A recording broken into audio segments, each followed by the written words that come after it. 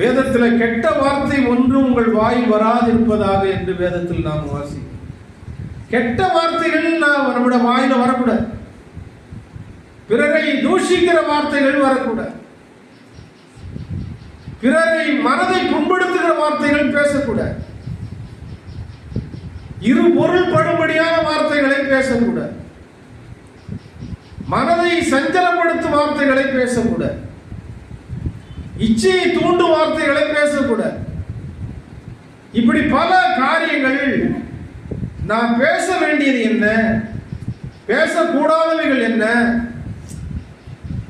நாம எப்படி நடந்து கொள்ள வேண்டும், இவை எல்லாவற்றையும் குறித்து எச்சரிக்கையாக இருக்கும்படி வேதம் போதிக்கிறது.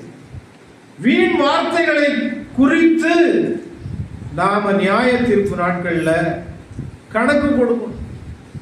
நம்முடைய நாவிலிருந்து வரக்கூடிய வார்த்தைகள் தான் நம்ம யாருன்னு காட்டும். நாவில் ஜீவனும் மரணமும் நாவின் வார்த்தையில தான் இருக்கு. நம்முடைய பேசக்கூடிய வார்த்தைகள் நலமாய் இருந்தால் ஜீவனுக்கு உரியதா இருக்கும். நாம என்ன பேசுறோமோ அதுதான். நம்ம நல்லதை பேசுறோமா அது நமக்கு நல்லதா இருக்கும்.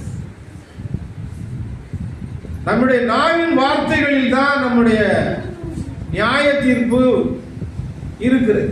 பேசுகின்ற வார்த்தைகளில் அந்த ஜீவனும் மரணமும் இருக்கிறது. ஆகவே நம்முடைய வார்த்தைகள் சுருக்கமாக இருக்க வேண்டும். வீணான வார்த்தைகளை பேசக்கூடாது. பயனற்ற காரியங்களை பேசக்கூடாது.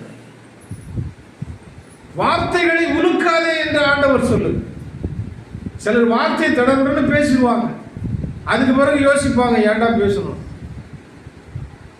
கட்டுப்பாடோடு இருக்கணும். சாலமோன் வார்த்தையை கேட்கும்படி அந்த ராஜ ஸ்திரீ புறப்பட்டு வந்தார். அவருடைய வார்த்தைகளில் இருக்கிற வெளிப்படுகிற ஞானத்தை பார்க்க ஆசைப்பட்டு அவள் வந்தார். நம்முடைய வார்த்தைகள் ஞானமாய் இருக்க வேண்டும். நம்முடைய வார்த்தை, சிலர் வாயை திறந்தா கெட்ட வார்த்தையா இருக்கும், சிலர் வாயை திறந்தா பொய்யும் திலட்டமும், அதே மாதிரிலாம் இருக்கக்கூடாது. நம்முடைய வார்த்தைகள் நலமானதாக இருக்க வேண்டும், நல்ல வார்த்தைகளாக இருக்க வேண்டும், ஆசீர்வாதமான வார்த்தைகளாக இருக்க வேண்டும். சாபமான வார்த்தைகள் இருக்கக்கூடாது, தூஷணமான வார்த்தைகள் இருக்கக்கூடாது.